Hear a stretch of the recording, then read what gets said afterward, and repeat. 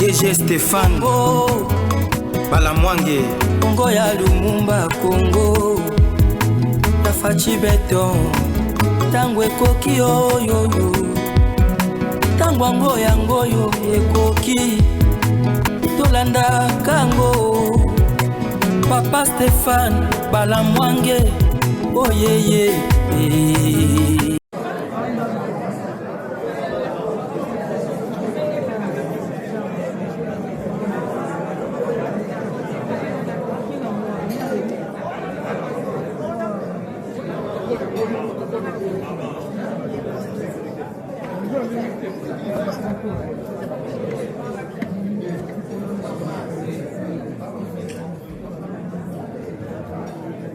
Excellence, Messieurs les Présidents, en qualité de la servante de l'Éternel,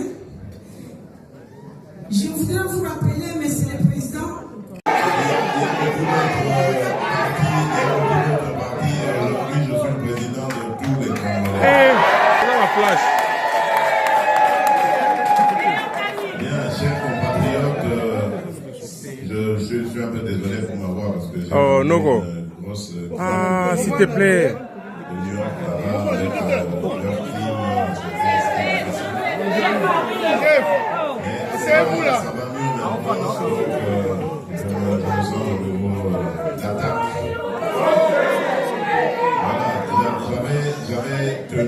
J'avais tenu à vous rencontrer. C'est dommage, malheureusement, la salle ne peut pas contenir tout le monde. J'ai appris qu'on a dû refuser du monde. Ce n'est pas grave. C'était quelque chose d'assez rapide. Donc, la prochaine fois, on essaiera. Donc, je tenais à vous voir, évidemment, parce que, comme en 2018, avant d'aller à la bataille, je suis parti d'ici et j'ai reçu votre bénédiction.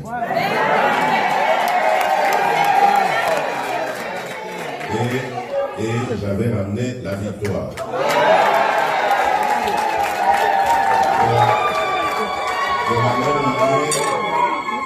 De l'année 2023, je pars d'ici et j'espère, avec votre bénédiction,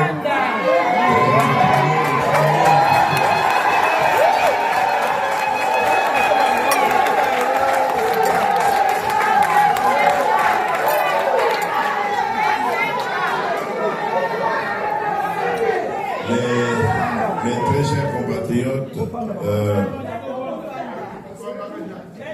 comme vous le savez, comme je l'ai dit, il va y avoir une grande bataille électorale.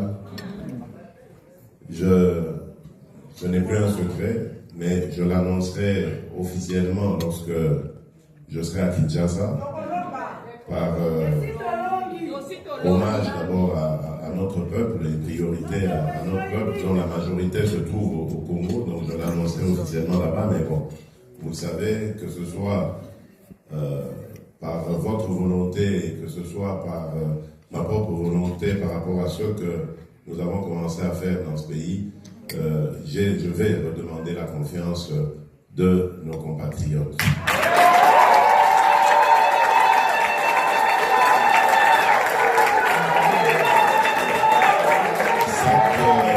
Cette confiance, je vais la demander parce que je crois que avec le soutien de nos compatriotes, et évidemment le soutien de Dieu, nous allons réussir à sortir notre pays du gouffre.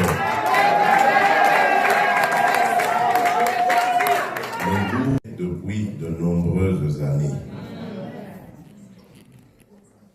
À commencer déjà par la situation sécuritaire. Vous savez que c'est depuis 1994 que la République du Zaïre, à l'époque devenue ensuite la République démocratique du Congo, tire le diable par la queue. Parce que nous avons eu le malheur d'ouvrir à nos frères voisins qui subissaient les affres du génocide.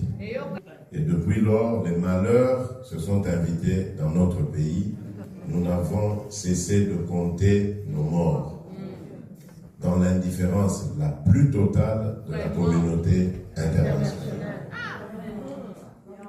Mais aujourd'hui, je peux vous dire que grâce à la diplomatie efficace, volontariste et surtout intelligente que nous avons menée, je suis vraiment en mesure de vous dire que la situation est en train de changer en notre faveur.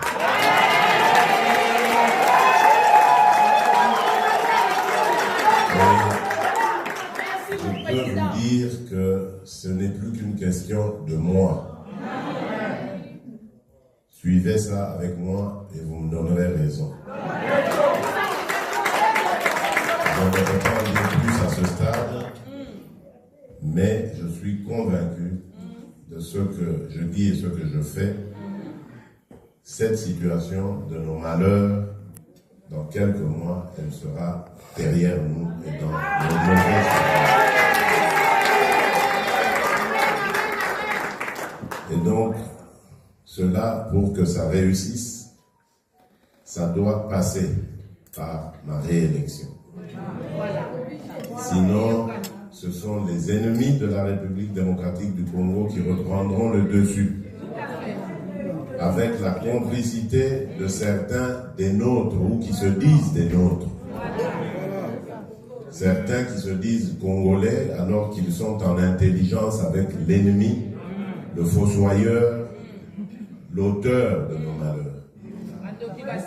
Et donc nous avons le devoir de tous nous lever pour combattre ces ennemis de la République.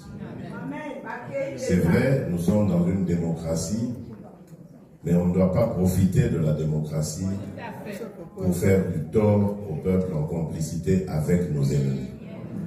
C'est pour ça que j'avais dit en son temps, c'était à Mbuji-Mayi, certes je suis démocrate, mais je n'hésiterai pas à écraser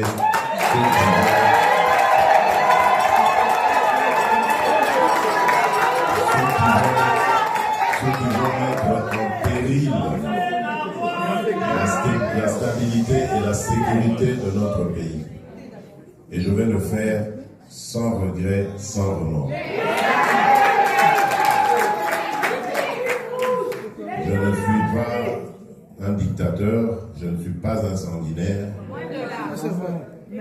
mais pour défendre mon peuple, défendre notre dignité, je suis prêt à tout.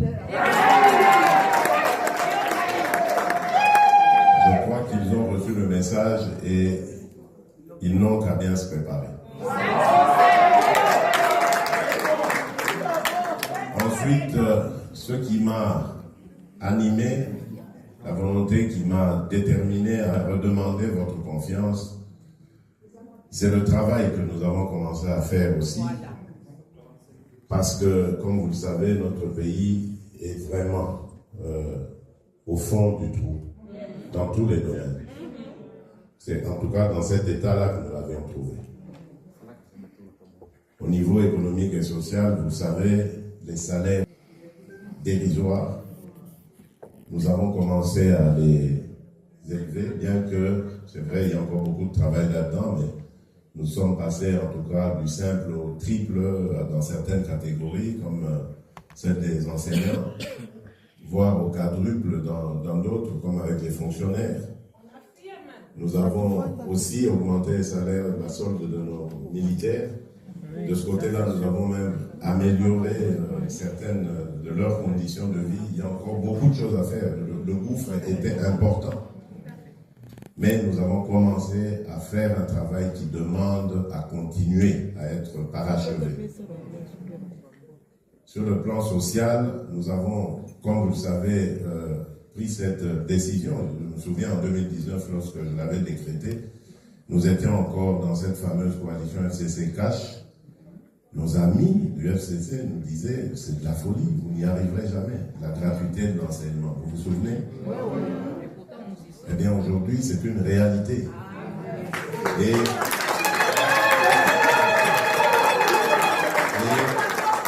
elle a eu pour conséquence de ramener près de 5 millions d'enfants dans le parcours scolaire, principalement des jeunes filles qui avaient été laissées à l'abandon, condamnées à ne jamais être scolarisées et à être mariées peut-être à l'âge de 12 ans, 13 ans.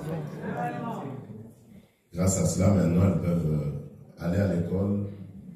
Mais comme je l'ai dit, le combat continue parce que cette mesure nous a mis en difficulté par rapport à son succès. Nous sommes obligés de multiplier les infrastructures scolaires, ce que nous avons commencé à faire à travers le programme de développement local, celui dit des 145 territoires.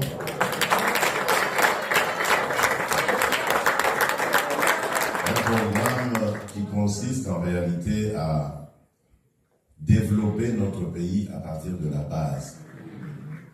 Parce que vous devez sûrement l'avoir entendu, nos milieux ruraux sont en train de se dépeupler, alors que jadis, c'était des milieux qui fournissaient les centres urbains, et les gens étaient fiers de rester dans leur territoire, dans leur village. Moi, je me souviens, en 1983, de 83-84, à l'époque du régime du maréchal Mobutu, nous avions été contraints, parents et enfants, à être relégués au village. Nous sommes restés quasiment une année scolaire parce qu'on ne pouvait pas aller à l'école, on nous avait interdit de choses, mais nous vivions heureux.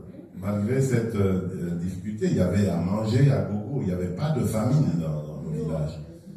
Il y avait vraiment de l'abondance.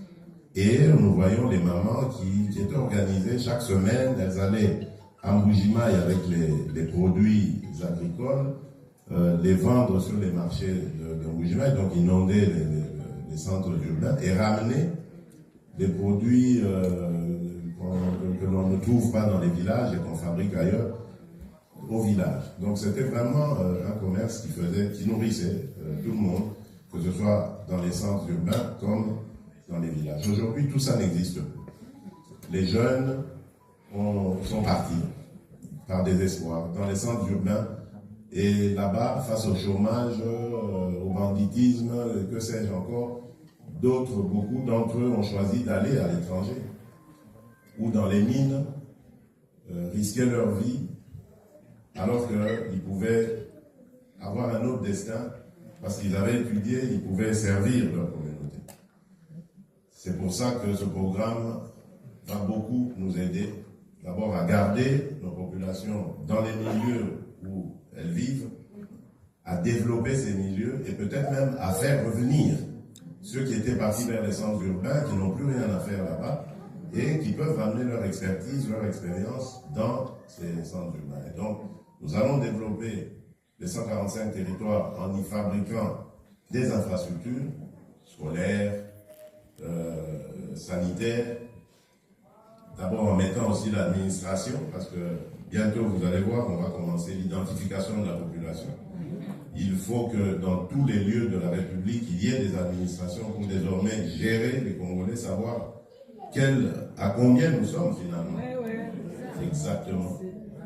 Et voilà comment nous allons petit à petit aller vers le développement de notre pays. On va commencer à la base, tout le monde va s'y mettre, et nous allons petit à petit, comme ça, créer de la richesse, des moyens. On va relier notre pays parce qu'il y a un programme de construction de routes de dessert agricole, mais aussi de routes pour évacuer les denrées. Il y a un programme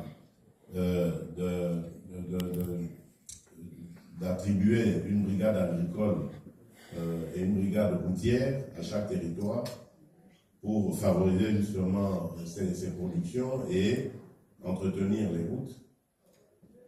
Et aussi, enfin, adduction d'eau et de l'électricité, parce que sans cela, on ne peut pas espérer au développement. On va le faire comme ça dans 145 territoires. Il y a un engouement formidable. J'ai été vraiment touché d'apprendre que dans d'autres de nos territoires, ils n'ont jamais vu ça. C'est la première fois. Quand vous regardez les centres de santé qu'il y avait là-bas et ce qu'on fait maintenant, c'est impressionnant.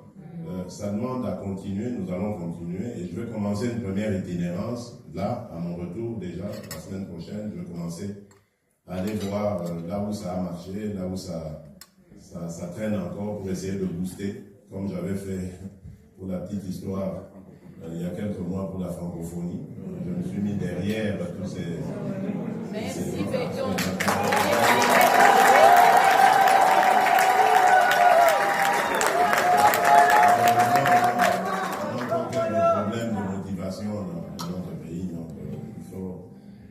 On soit encore derrière les gens pour faire avancer.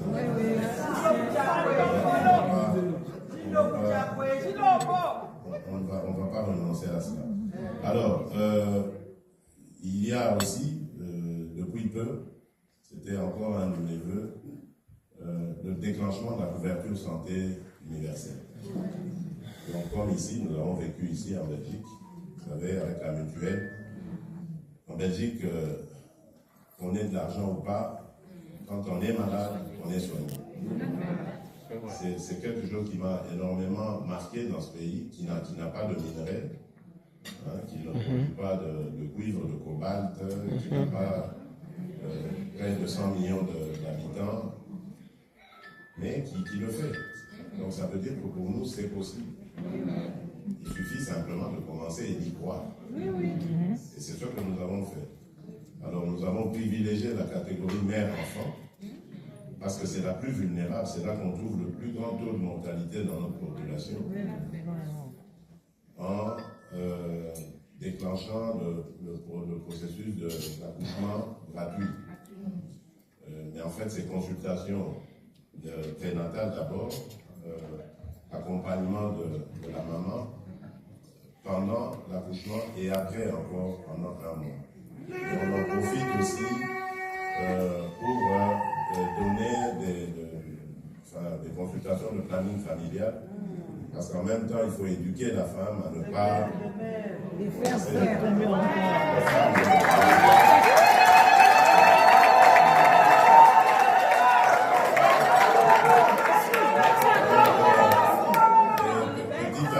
Petit à petit, nous passerons à d'autres provinces. Je crois que c'est d'ici un mois maintenant que nous allons élargir à 13 provinces et puis finalement, d'ici la fin de l'année ou bien au début de l'année prochaine, il y aura la mesure s'appliquera sur tout l'ensemble du territoire national. Donc nous allons pouvoir aller de l'avant. Et au-delà de ça, on verra dans d'autres pathologies, pour d'autres catégories aussi, comment nous allons généraliser cette mesure. Merci, Béton. Le but est de soigner tous les Congolais de la même manière, qui est égalité, accès à tous et à toutes.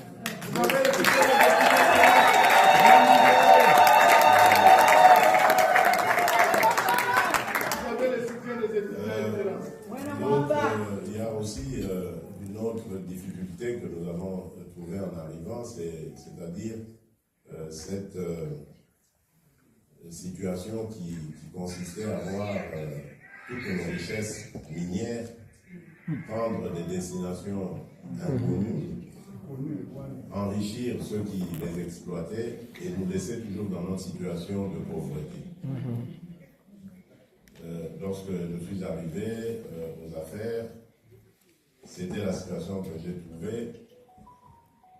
Malheureusement, pendant 2 ans, nous avons passé notre temps avec nos amis du FCC à patauger, parce qu'ils ne voulaient pas que ce qu'on prenait comme décision soit salvateur pour le pays, et donc il fallait que nous échouons.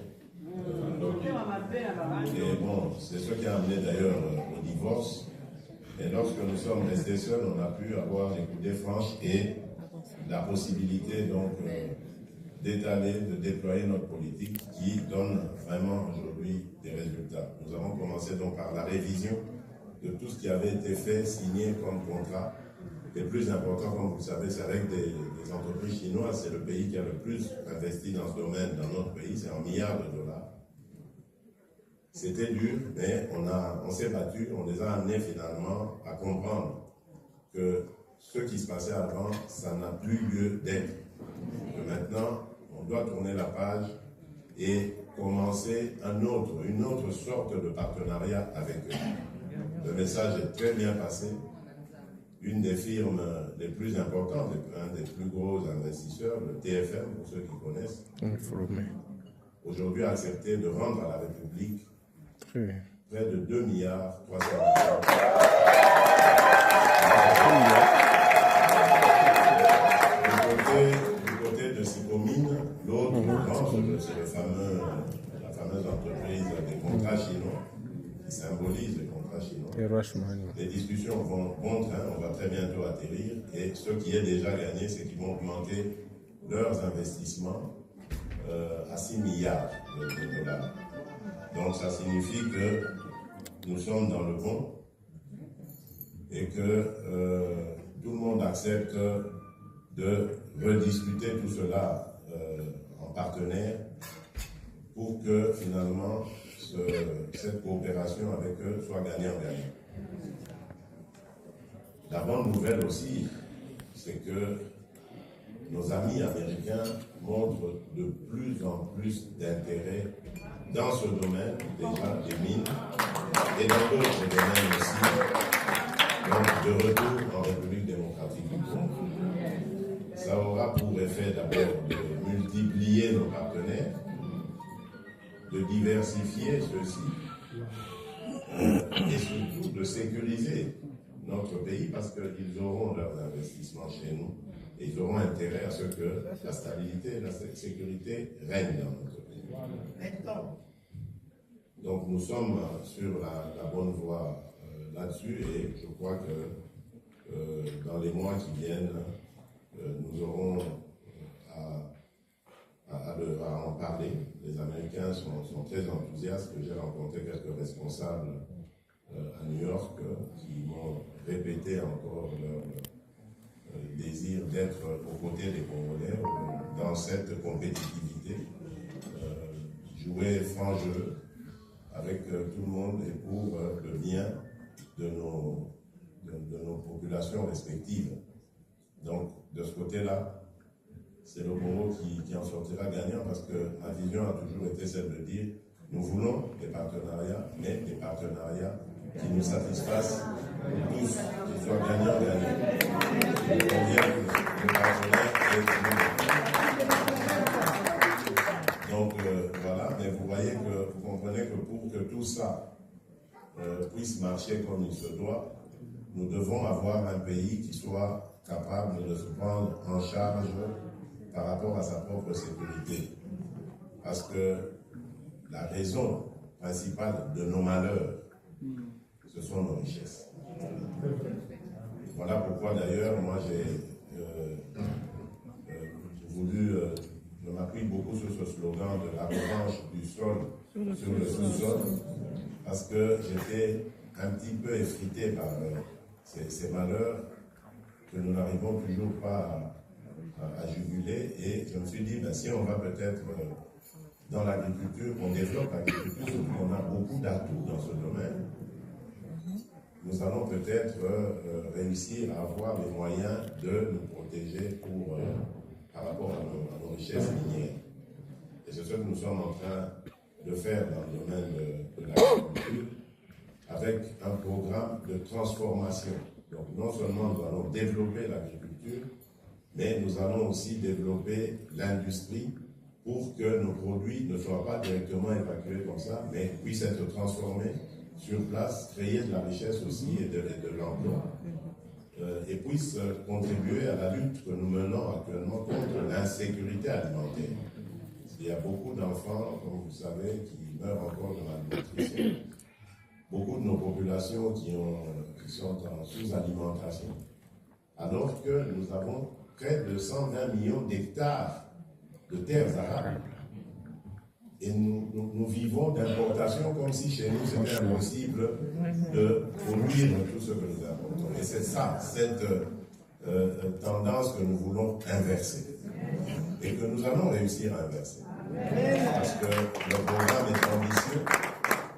Et les engins sont commandés, vous allez voir que ça va, quand ça va commencer à arriver, ça va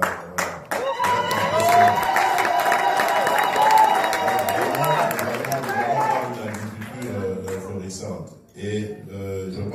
au cours de la session parlementaire en cours, qui vient de commencer là, depuis le 15 septembre, que l'on va revoir cette loi agricole qui empêche quand même que des investisseurs étrangers puissent venir à nos côtés parce qu'elle les contraint d'être minoritaires. Même s'ils apportent leurs investissements, ils restent minoritaires par rapport aux Congolais dans une joint venture. Et ça, je trouve que ce n'est pas très incitatif pour les investisseurs. Donc, ça va être revu, je pense, si tout va bien, au cours de cette session qui est budgétaire essentiellement, mais qui pourrait s'y pencher. Donc, et là, nous allons avoir maintenant une possibilité de mobiliser plusieurs ressources là, dans ce domaine.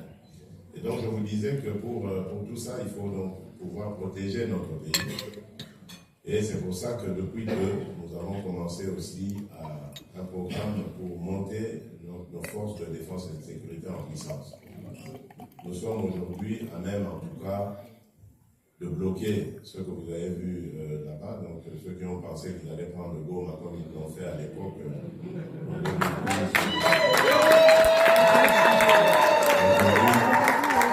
Aujourd'hui, ils sont en train de revoir leur capture. Et ils sont très au fait parce que vous savez, ils nous ont tellement infiltrés pendant toutes ces années qu'il y a de nos compatriotes qui jouent encore à ce jeu. Il y en a qui ont réussi à neutraliser, d'autres passent encore à travers les mailles du filet, mais plus pour longtemps. Mais ils renseignent nos adversaires de ce que nous sommes en train de faire au niveau de l'armée. Et comme ils ont pris peur, ils ont commencé à devenir paranoïaques et penser que nous avons un programme pour les attaquer. Et pourtant, vous le savez, moi, depuis que je suis là, j'ai toujours promu la bonne entente, la bonne coopération avec tous nos voisins, mais même au-delà de nos voisins. La guerre, ça m'intéresse très peu, parce que la guerre, on sait quand elle commence, mais on ne sait pas quand elle termine. Et moi, je n'en veux pas, parce que mon pays a tellement de besoins, tellement de difficultés que nous avons d'abord le devoir de mobiliser tout ce que nous avons comme ressources pour le mettre justement dans ces besoins de nos populations, de notre pays.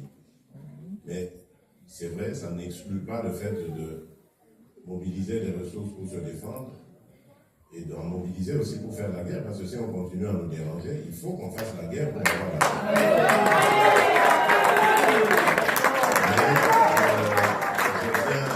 Je tiens à remercier vraiment, principalement, les États-Unis d'Amérique, parce que leur implication a permis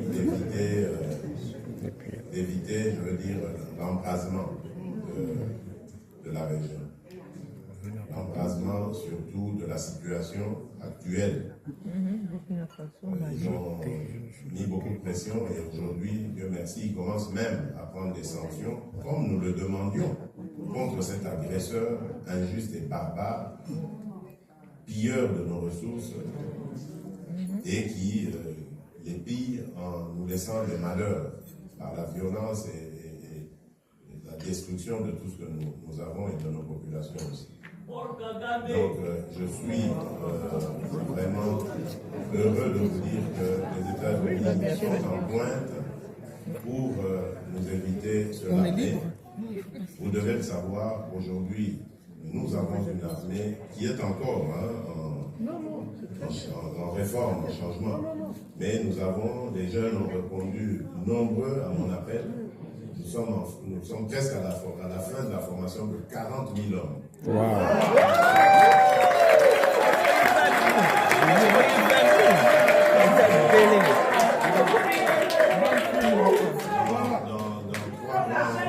Trois grands centres, donc c'est à Kitona, à Kamina et à Kisangani, où l'on forme tous ces jeunes, et c'est de la formation de pointe, qui au bout va leur donner aussi des équipements de pointe.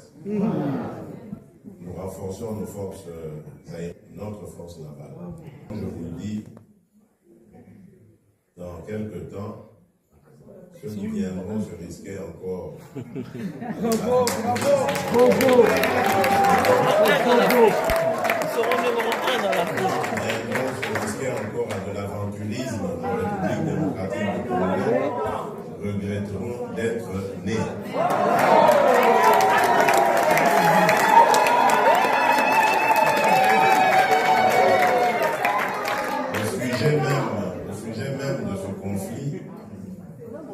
faut que je vous l'explique.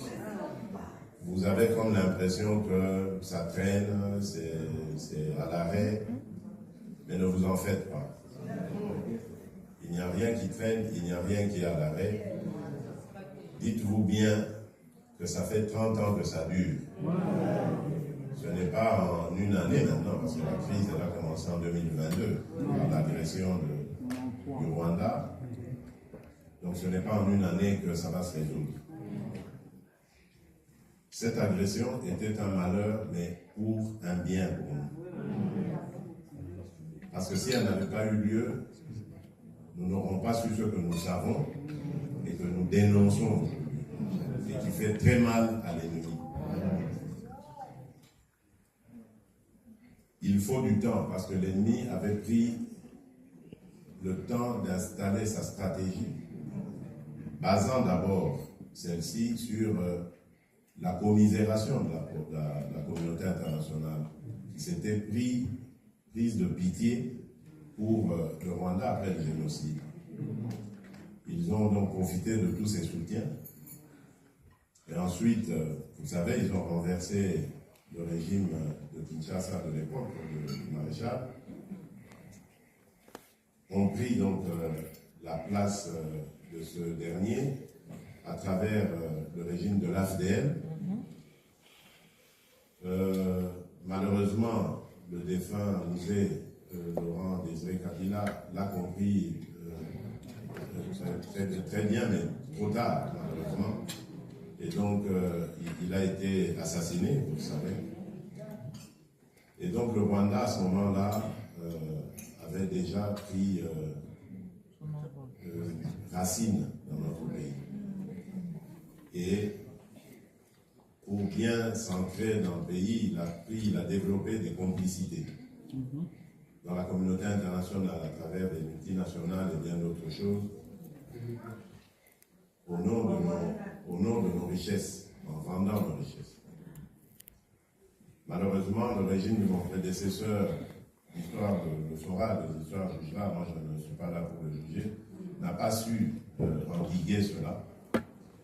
Et donc, Paul Kagame, pour ne pas le citer, a pris de l'influence dans l'Est de la République démocratique.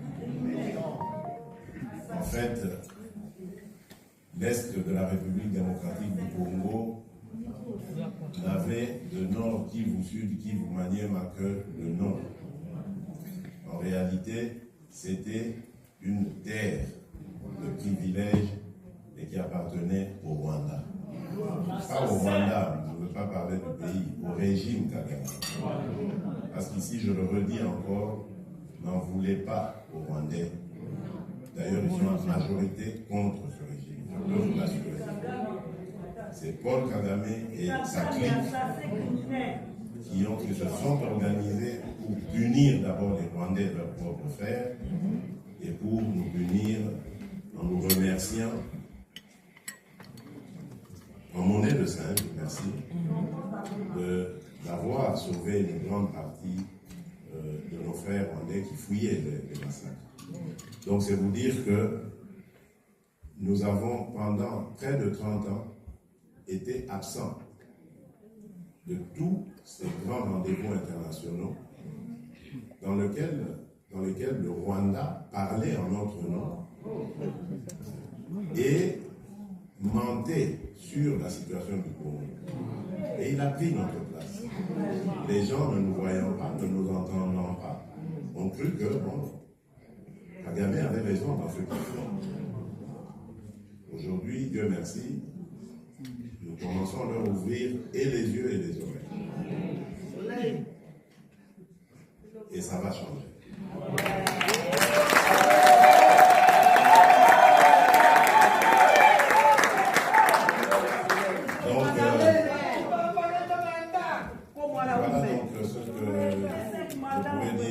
Cette situation de l'Est avec le M23 qui en fait n'est qu'un pantin. Le M23, c'est le Rwanda qui est derrière, qui nous attaque et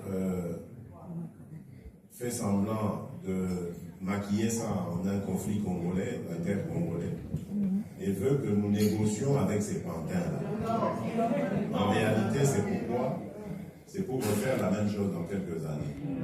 Ces pantins vont venir, ils discutent avec nous, on conclut des accords, ils rentrent dans nos institutions, ils deviennent des espions de Kigali, et le moment venu, ils donnent le signal, et puis on invente une autre rébellion qui revient encore une autre rébellion. Et tous ces gens, on les prend où? On les prend dans des réfugiés. Si vous vous souvenez, je vous ai parlé ici du génocide de l'époque, du génocide rwandais, en 1994. Il y avait des populations Tutsi au Congo. Et lorsque ceux qui fouillaient, qui étaient des Hutus, qui fouillaient, après, parmi eux, il y avait des génocidaires, évidemment, pas tous, mais il y avait des génocidaires. Donc quand ils ont fui, ils sont rentrés dans notre pays, souvenez-vous d'ailleurs de cette polémique qui consistait à dénoncer des gens qui viennent comme réfugiés, mais armés. Et on ne les a pas désarmés, on les a laissés sur ordre de la communauté internationale de rentrer. En fait, c'était parce qu'il y avait des agendas cachés. On voulait peut-être les préparer à refaire la guerre de l'autre côté. Puis il y a eu cette guerre d'influence qui a fait que eux ont perdu et nous avons dû subir tous les affres de leur défaite. Et pendant qu'ils étaient au Congo, ils ont commencé aussi à massacrer des populations Tutsi qui ont fui, qui sont retournés vers le Rwanda. Et que le Rwanda n'a jamais intégré.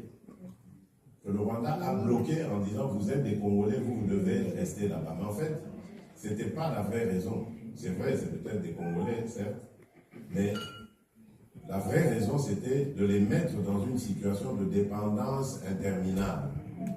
Parce que c'est dans ces populations-là qu'ils vont toujours chercher les combattants qui nous font la guerre. Tous ces gens des M23 et tout ça, quand vous les entendez, vous verrez, ah oui, on ne veut pas de nous là-bas. Pourtant, nous, on est de là-bas, on est né là-bas, on a grandi là-bas, on nous a chassés de là-bas. Parce que c'était ça la manipulation. Voilà pourquoi j'étais parti au mois de février de cette année à Genève pour dénoncer cela, mais aussi rencontrer le haut-commissaire de tous les réfugiés. Et lui, moi je veux mettre fin à cette histoire. Nous allons prendre nos chefs coutumiers, nos administrateurs, nous allons regarder réfugié par réfugié qui était au Congo à l'époque, qui en avait été chassé, etc., pour ramener tous ces gens au Congo. Et ôter au Rwanda ce prétexte qu'il brandit tout le temps de dire ah, ils ne veulent pas de leurs compatriotes. C'est totalement de la manipulation. Et c'est sur cette manipulation que le Rwanda a basé sa stratégie de destruction de la République démocratique du Congo. Comme si nous avions causé des malheurs à Paul Kagame. Bon, je me souviens, j'ai déjà vu des images de Paul Kagame avec le maréchal Mobutu. Donc ça veut dire que le maréchal Mobutu, qui était connu comme un ami très proche de l'ancien président Biarimana, recevait quand même Paul Kagame. Alors au nom de quoi, de quelle vengeance peut-on nous faire subir tant de difficultés, de misère? Pour quelle haine qu'il a comme ça contre nous? Mais bon, tant pis pour lui, il n'a qu'à s'en sortir avec ses sentiments de haine, mais nous ne voulons plus de ça chez nous. Nous voulons nous en débarrasser et nous allons nous en débarrasser.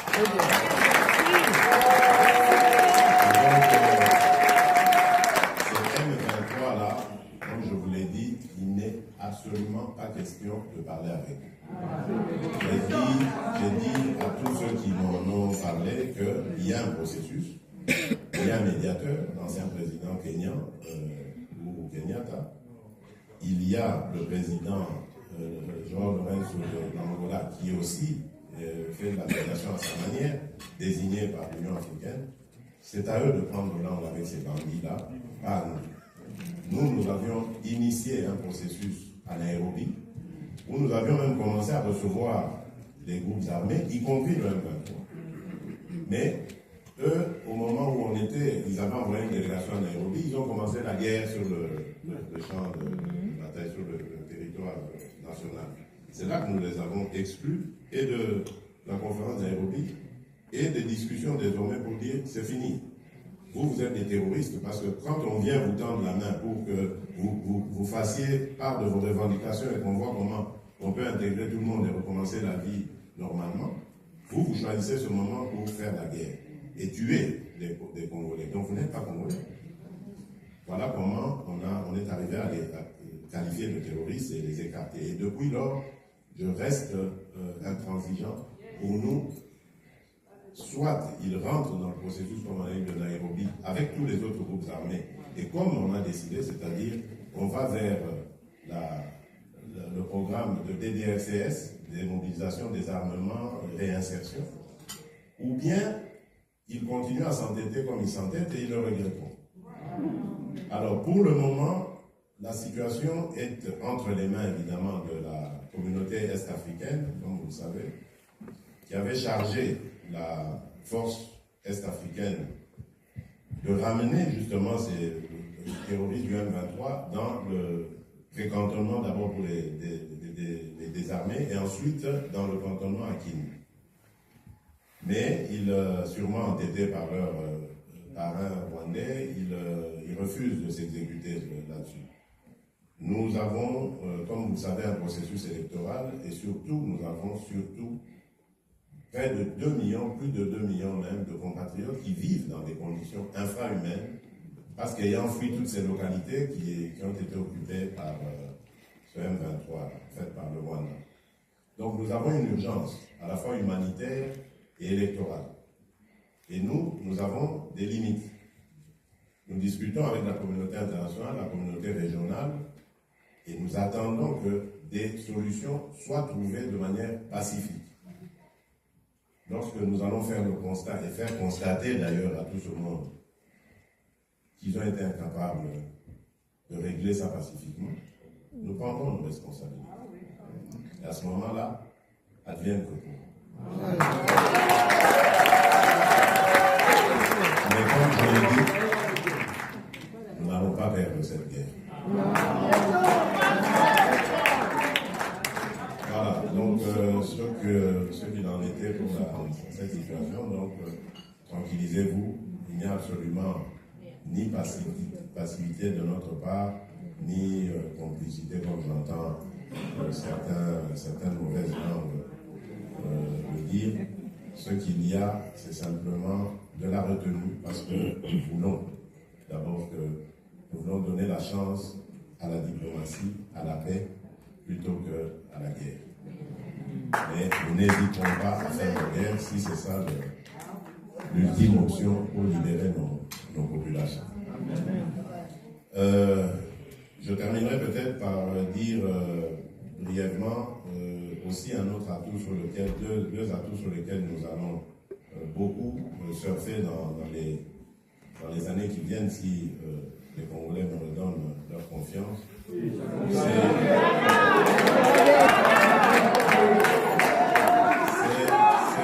C'est dans les domaines du numérique et dans le domaine de l'environnement.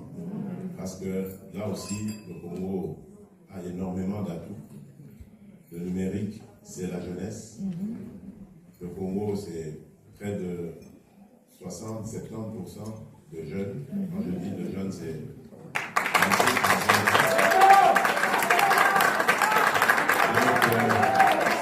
C'est un avenir garanti pour nous, un avenir radieux qui est garanti pour nous, pour notre pays. Et donc, c'est de notre devoir à nous, dirigeants d'aujourd'hui, de préparer la jeunesse aux enjeux de demain. Et ces enjeux vont être très importants. Ces enjeux, c'est la transition industrielle, énergétique, écologique. Ces enjeux, c'est la taxe carbone, ce que la République démocratique du Congo peut donner. Ces enjeux, c'est l'intelligence artificielle. Donc tout ça, nous devons préparer notre jeunesse à ces batailles. Et comme notre pays sera un des précurseurs, un des moteurs même de cette transition énergétique. Nous devons nous positionner et qui sait devenir peut-être ce que l'Arabie Saoudite a été pour le pétrole, mais nous, dans la révolution industrielle, la nouvelle industrie. Exactement. Donc nous devons comprendre ces enjeux et la meilleure manière de les comprendre, c'est de l'enseigner à nos jeunes. Et voilà les armes que nous préparons pour le bonheur de nos populations demain. La sécurité, mais également les enjeux à venir. Parce que nous sommes un grand pays, un grand peuple,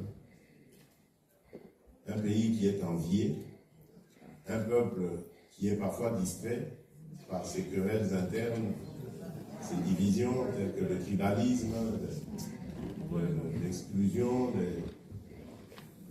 le clanisme, enfin toutes ces divisions inutiles. Et l'ennemi guette, il est aux aguets et cherche à venir nous prendre ce que nous ne voulons pas nous-mêmes utiliser. Nous devons l'apprendre à nos enfants et les préparer à protéger leur pays, mais également à défendre leur position. Nous avons un grand peuple, je l'ai dit, et nous avons Dieu qui a béni ce pays. On n'avait rien demandé. Aujourd'hui, regardez, nous sommes au centre de plusieurs intérêts. Nous avons dans nos sols, nos sous-sols, des richesses immenses, mais que nous devons pouvoir mettre à profit pour d'abord nos intérêts et les intérêts du monde. Aujourd'hui, on parle de dérèglement climatique. En tout cas, une partie de cette solution pour lutter contre ce dérèglement climatique se trouve en République démocratique. Donc nous devons mettre cet atout en avant et pouvoir obtenir aussi des retombées de ces capacités, ces atouts que nous avons, à pouvoir contribuer à empêcher le monde de devenir un enfer. Voilà, mesdames et messieurs, chers compatriotes, ce que j'avais à vous dire. Je m'excuse de vous parler du temps.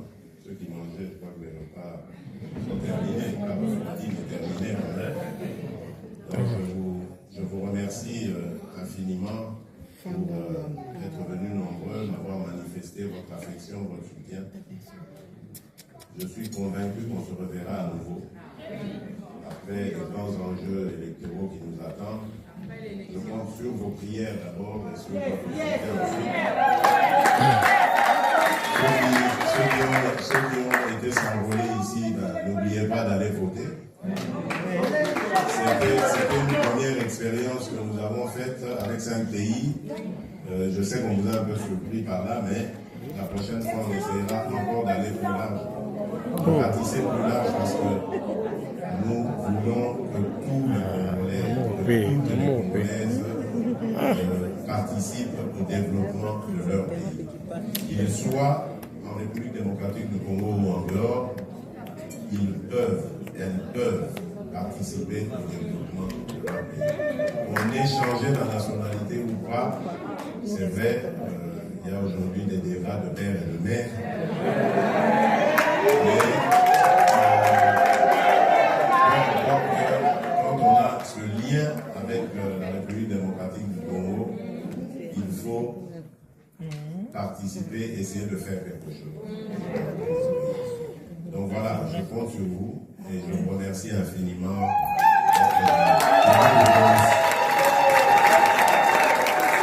DG Stéphane Balamwange Congo ya Lumumba Congo Tafachi Beton Tangwe koki oyoyo Tangwa ngoyo ekoki Tolanda kango Papa Stéphane Balamwange Oyeye